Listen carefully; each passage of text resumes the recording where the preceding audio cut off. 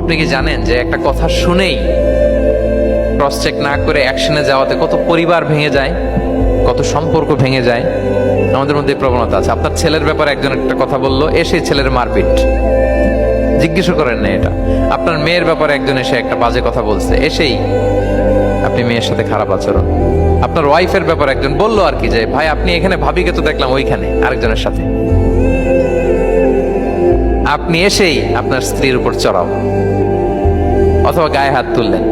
তো হতে পারে যে ওই ভদ্রলোক অন্য কোনো মহিলাকে দেখেছে যে দেখতে আপনার স্ত্রীর মতো, এরকম হতে পারে কি পারে না বলেন? তো এই যে আপনি ক্রস চেক না করে, ভেরিফাই না করে যে অ্যাকশনে গেলেন, এতে সমস্যা হবে না সমাজে? পরিবার ভাঙে, সমাজে সম্পর্ক নষ্ট হয়, কলহ বাঁধে।